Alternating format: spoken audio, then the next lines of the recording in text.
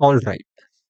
Gate exam बहुत ही prestigious exam है, क्योंकि हम इससे आईआईटीज में मास्टर्स करने के लिए जा सकते हैं और मास्टर्स प्रोग्राम रिसर्च ओरिएंटेड होता है।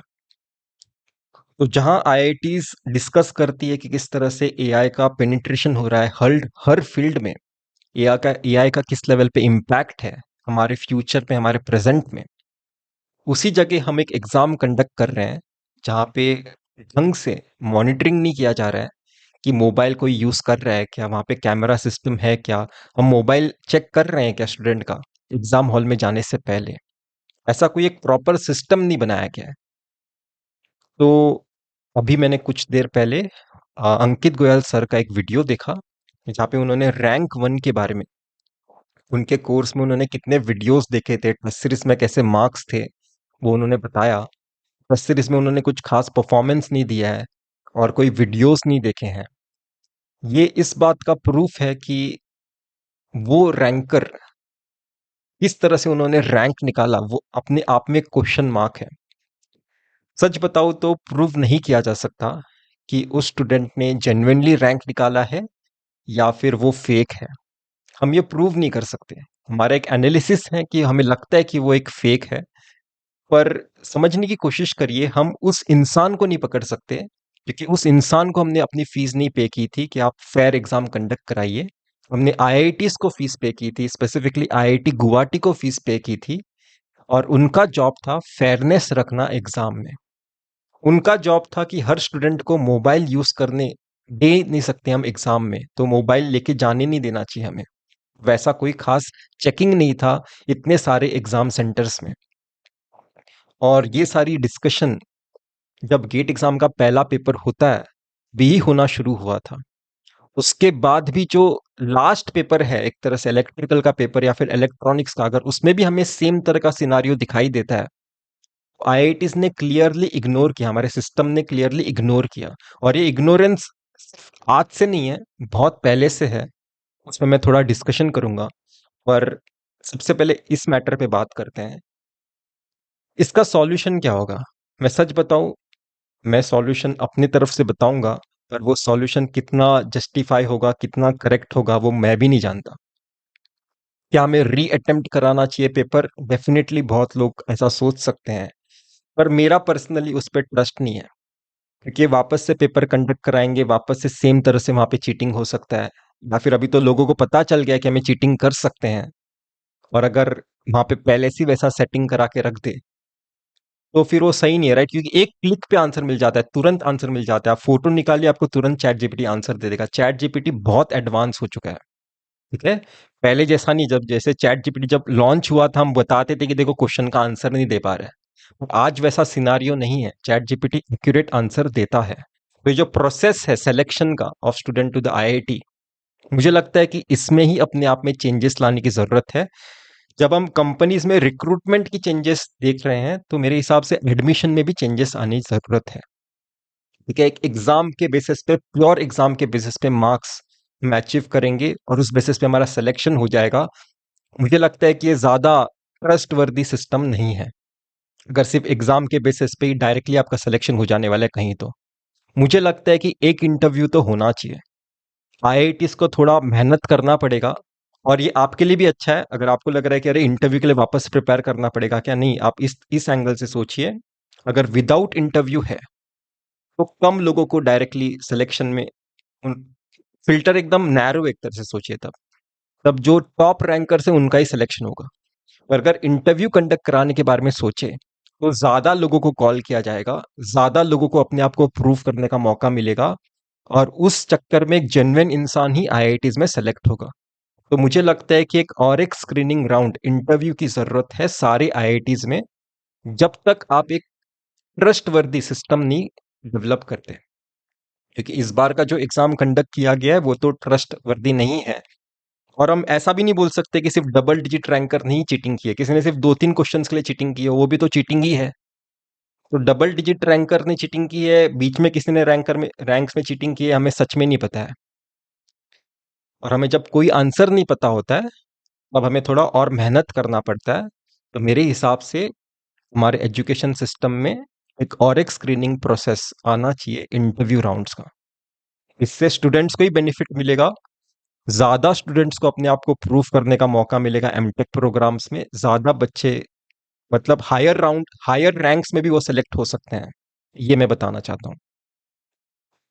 अब री अटेम्प्ट होता है एग्जाम, तो भी मुझे लगता है चलेगा, बस वो ट्रस्ट वर्दी होना चाहिए प्रोसेस। ठीक है, पर कैसे ट्रस्ट वर्दी होगा वो अपने आप में क्वेश्चन है। मुझे भी सच में नहीं पता कि इसका सॉल्यूशन क्या होना चाहिए। मैंने अपनी तरफ से सिर्फ एक सॉल्यूशन बताया है और बताया कि ये प्रॉब्लम तो है, हमें कुछ चेंजेस लाने की जरूरत है। पर एक और चीज मैं डिस्कस करना चाहता हूँ, आईआईटीज एमटेक के इंटरव्यूज किसी किसी स्पेशलाइजेशन में कंडक्ट कराते हैं, एमएस के इंटरव्यूज तो कंडक्ट कराते ही, एमटेक आरए के भी इंटरव्यूज रिटन टेस्ट कंडक्ट कराते हैं। वहां पे दो प्रॉब्लम्स हैं जो आज तक सॉल्व नहीं किए गए हैं। दो प्रॉब्लम्स कौन से हैं? दो आईआईटीज एक साथ, दो या फिर दो से ज्यादा भी एक साथ एक ही डेट पे रिटन टेस्ट या फिर इंटरव्यू का डेट रखेंगे। तब एक स्टूडेंट प्रेशर में आ चुका है, दोनों जगह उसने फीस पे किया है, वो प्रेशर में आ चुका है कि मुझे इस एप्लीकेशन के लिए ट्राई करूं या फिर उस एप्लीकेशन के लिए ट्राई करूं। उसने दोनों जगह पैसे भरे हैं, दोनों जगह उसके कॉल आया है, तो उसे दोनों इंटरव्यू अटेंड करने का मौका मिलना चाहिए।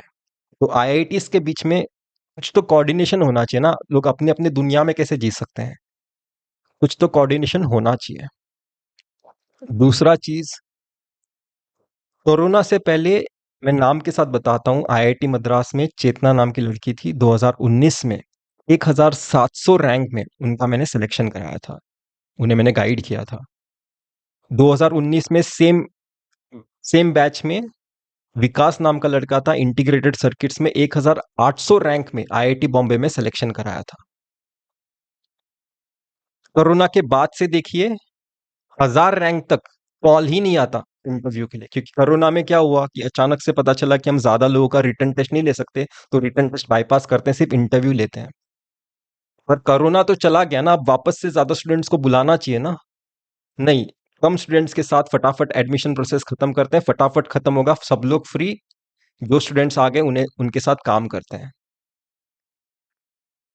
तो मुझे लगता है कि हर जगह इग्नोरेंस है इस सिस्टम में।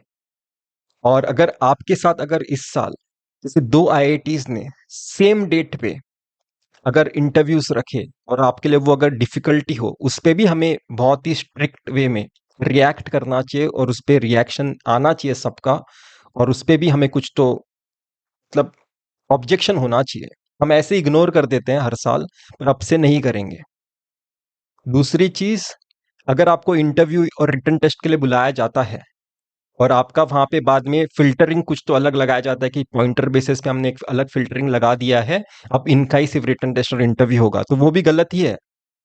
क्योंकि आप ट्रैवल करके गए हो, तो आपका कुछ तो आपने खर्चा उठाया है, आपने कुछ तो एक एक्सपेक्टेशन के साथ गए हो, वहां पे जाके अचानक से अभी ये नया क्राइटेरिया नहीं आ सकता। जो भी आपको क्राइटेरिया बताना है स्टार्टिंग में ही बताना है, बाद में नहीं बताना है। तो एज अ स्टूडेंट हम क्या कर सकते हैं? अभी सबसे मेन प्रायोरिटी पे क्या है कि एग्जाम कॉम्प्रोमाइज्ड है, और जो सुन नहीं पा रहे हैं उन तक एटलीस्ट हमें टेक्स्ट लेके जाना है ताकि वो देख सके। तो हमें मेल लिखना होगा और मेल में हमें बताना होगा कि क्या प्रॉब्लम है। अपने लैंग्वेज में लिखिए, आईआईटी के सारे टॉप 7 आईआईटी के डायरेक्टर को लिखिए। गेट के ऑफिशियल वेबसाइट में कॉन्टैक्ट में हेल्प नाम का एक ईमेल आईडी होगा, वहां पे भी आप अपने लैंग्वेज में मेल लिख सकते हैं। ठीक है, आप आसानी से गूगल सर्च पे आपको सारे आईआईटीज के डायरेक्टर्स के मेल मिल जाएंगे।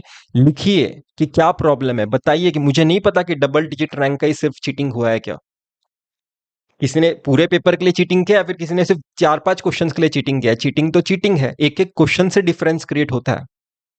ठीक है, एक एक क्वेश्चन से डिफरेंस क्रिएट होता है। तो हमें ये फेयरनेस चाहिए।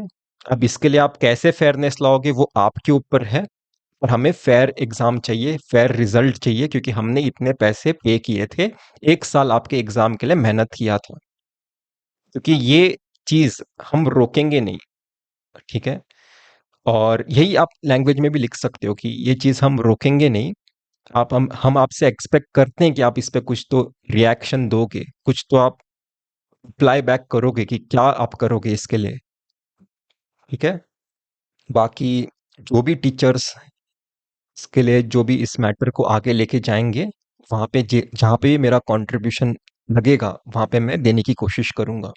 अगर आप मेल लिखते वक्त कोई रेफरेंस चाहते हो कि जहाँ पे आप प्रूव कर सको कि एग्जाम कॉम्प्रोमाइज्ड हुआ है, आप अंकित गोयल सर का वो वीडियो का लिंक भी आपके मेल में रख सकते हैं। अगर आप ट्विटर पे लिखना चाहते हो, उस वीडियो का लिंक भी अटैच रख सकते हो ताकि सबको समझ में आए कि क्या बात हो रहा है, क्योंकि वो एक प्रूफ है, एक सॉलिड प्रूफ है। किसी स्टूडेंट को पकड़ना नहीं है हमें, जो इरेगुलरिटी है सिस्टम में उसे सुधारना है हमें, क्योंकि स्टूडेंट्स ने उसका एडवांटेज लिया, वो तो उनकी चालाकी है, एक तरह से गलत है डेफिनेटली, पर ये सिस्टम का फेलियर होने के कारण है। तो मैं होप कर रहा हूँ कि आप समझ पाए हो कि आपको क्या करना है।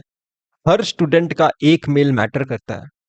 अगर 50 मेल भी आ गए ना ऐसे इनबॉक्स में, हालत खराब हो सकती है किसी की भी। तो ऐसे अगर 1000 2000 3000 लोग जब मेल लिखेंगे, उन्हें इस पे रिएक्ट करना ही होगा। 1000 3000 लोग जब ऐसा ट्विटर पे लिखेंगे अपने अपने वर्ड्स में, आप हैशटैग यूज करिए पर अपने वर्ड्स में डिस्क्राइब भी करिए सिचुएशन क्या है। ठीक है, मैंने अपना मेल डाल के रखा है, आप भी आपका मेल डाल के रखिए, अपने वर्ड्स में लिखिए। तो इतना ही था इस वीडियो में, हम फिर मिलेंगे किसी वीडियो के साथ। Till then, bye.